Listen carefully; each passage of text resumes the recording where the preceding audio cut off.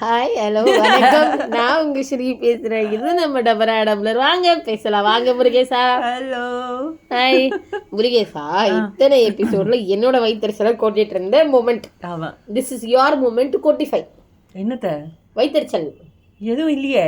கொப்புதோடு சனியம் புடிச்ச நாய கையெல்லாம் பண்ணக்கூடாது. பேச்சல படமா இருக்கணும் புரியுதா? அதாவது இரு நான் தான் சொல்லுவேன்.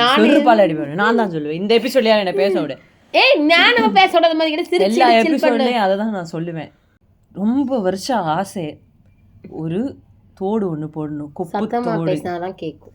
ரொம்ப வருஷம் ஒரு ஆசை,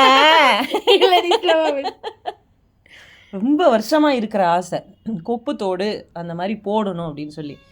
எனக்கு அதை பேசினாவே தொண்டை அடிக்குது, மனசெல்லாம் கஷ்டமா இருக்கு. கொஞ்சம் கொஞ்சமாக காசு சேர்த்து வச்சு இந்த நாய் புளுத்தியை தான் கூட்டு போனேன் கடைக்கு. கடையாக தேடணும், அந்த மாதிரி ஒரு ஸ்டைலில் தோடு கிடைக்கணும். ஒரு கடையில் கிடச்சிது. அதே கடையில் காது குத்தி போட்டுக்கலாம் அப்படின்னு சொல்லி பிளான் பண்ணி எல்லாம் ரெடி பண்ணியாச்சு. அங்கேயும் போய் உட்காந்தாச்சு. அந்த காதில் அந்த க்ரீம் எல்லாம் தடவி உட்காந்தாச்சு. குத்துறப்போ ஒரு வார்த்தை சொன்னான், என்னங்க உங்கள் காது மடலே இல்லை, எங்கெங்க அந்த கொப்பத்தோட குத்துறதுன்னு. அப்போவே சுதாரிச்சு நான் வந்திருக்கணும். குத்தியாச்சு, எல்லாம் பண்ணியாச்சு, சூப்பராக இருக்குது. நானும் பயங்கர சந்தோஷமாக இருக்கேன். அப்போ தான் அந்த கண்ணம்மா ஒன்று மூமெண்ட் நடந்தது. ஆமாம், அது குத்துன அடுத்த நாள் நடந்தது இந்த மூமெண்ட்டு. ஸோ அது வேறு ரொம்ப ஜாலியாக எல்லாருக்கிட்டையும் காமிச்சிட்டு ஃபோட்டோலாம் எடுத்துகிட்டு இதெல்லாம் பண்ணிகிட்டு இருந்தேன். அப்போவே இந்த நாய் வாயை வச்சுக்கிட்டே இருந்தது, ரொம்ப அழகாக இருக்குது இது உனக்கு, ரொம்ப அழகாக இருக்குது இது உனக்கு. அப்போயாவது சுதாரிச்சிருக்கணும். நீ வந்து காதோட அந்த இதுவே வந்து பெருசு இல்லைன்னும் போது மூடு, நீ சொல்லு, நான் பேசுகிறேன். ஒரு நாள் திடீர்னு எங்கள் வீட்டில் வேலை பார்க்குற அந்த ஒரு பொண்ணு ஃபோன் பண்ணிச்சு. அக்கா ஏதோ தங்கத்தோடு மாதிரி கீழே விழுந்து கிடக்குதுக்கா அப்படின்னு. தங்கத்தோடா? எதுவுமே இருக்காதுப்பா, வாய்ப்பு இல்லைப்பா, அது ஏதாவது கவரிங்காக இருக்கு, எடுத்து வைங்க. இல்லைங்கக்கா, நீங்கள் காது மேலே குத்திருப்பீங்களா, அந்த தோடு இங்கே கிடைக்குது. காதை தொட்டு பார்த்தா அந்த தோடை காணோம், அது அருந்து கிடக்குது, அந்த பீஸ் மட்டும் தனியாக வந்து கிடக்குது. உடனே இவளுக்கு போனை போட்டு சனியம் பிடிச்ச நாயே அவளே இவளை ஃபீல் பண்ண முருகேசா முடி காது தோடு வந்து கீழே விழுந்துருச்சு, இந்த மாதிரி கட்டாயிடுச்சுன்ட்டு அதுக்கு நான் சிரிப்புன்னு சிரிச்சு, அப்புறம் நீ கடுப்பை அசிங்கமா பச்சை எனக்கு திட்டி கார்லயே. இத்தனைக்கும் வேற யாரும் 2-3 பேர் இருந்தாங்க கார்ல கூட. ஆமா, வீடியோ கால் போட்டு திட்டினேன். பெருமை வேற இல்லை. ஸோ இன்ன வரைக்கும் என் காது அப்படி அருந்து விழுந்ததற்கு காரணம் இந்த முருகேசாவும் அவளது வயிற்றெரிச்சலும் மட்டும்தான். அப்ப அந்த தோல்ல உங்க காதுல அந்த ஏதோ குட்டியது மடல் 2 மாசம் நல்லா இருந்த மடலு திடீர்னு எப்படி பிஞ்சு தொங்க விட்டு பிஞ்சு போச்சு. அம்மா பெருசு போட்டா அந்த காலத்து பாட்டிங்க எல்லாம் போடுற மாதிரி கூட நீ போடல. முருகேசா நீ மூடு. வாயிலிருந்து வர வார்த்தைகள் இருக்குல்ல, அதெல்லாம் எனக்கு டைரக்டா தாக்குது. அதை தெரிஞ்சுக்கோ மொதல்.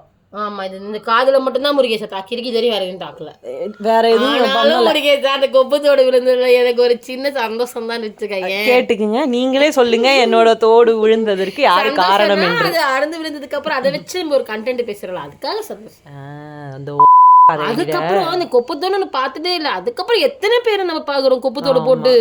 முருகேசா கொப்புத்தோடு சிறுபால் அடினாயே எங்க இருந்தாலும் எவ்வளவு டீசென்டான இடத்துல இருந்தா கூட அவங்க சான் பிரான்சிஸ்கோல படிச்சு வந்தவங்க.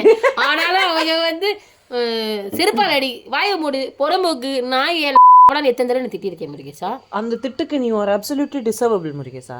அதாவது நீ வந்து வெளியே சிரிச்சு உள்ள குமுறுனாலதான் உன் பெஸ்ட் ஃப்ரெண்டுக்கு இப்படி ஒண்ணு ஆச்சு. அதுக்கு நீ தான் முழுக்க காரணம். பெஸ்ட் ஃப்ரெண்டு காது அறந்து விழணும்னு குமுறுவாங்களா? நீ குமுறுவ.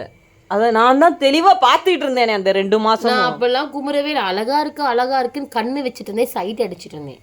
சைட் அடிக்கிறதுனால அப்படி ஆகாது முருகேசா. அதுதான் எக்ஸாக்ட்லி அதான் நான் சொல்றேன். வந்து இந்த எபிசோட்ல உன் காதை வந்து நான் போட்டோ எடுத்து போடுவேன். எதுக்கு? அந்த மொடலுன்றல அது என்ன நான் பாக்கணும். அங்க ஒரு ஒண்ணும் கிடையாது, இதெல்லாம் அறுதுழுது நாங்க காரணமாக்கும். நீதான் காரணம். சரி, ஓகே, நான் தான் காரணம். அவ பெஸ்ட் ஃப்ரெண்ட் ஏதாவது வச்சிருந்தாங்க, ஏதாவது புதுசா ஒன்று பண்ணியிருந்தாங்கன்னா பார்த்து வா அப்படின்னு கூட நீ ஆசைப்படக்கூடாது இல்லப்பா. அதெல்லாம் செய்யக்கூடாதுன்னு சொல்ல. ஓகே, ஏதோ குமரல் மயிர் மட்டும் பேசுவா, நம்ம இதை விட்டுருவோம்.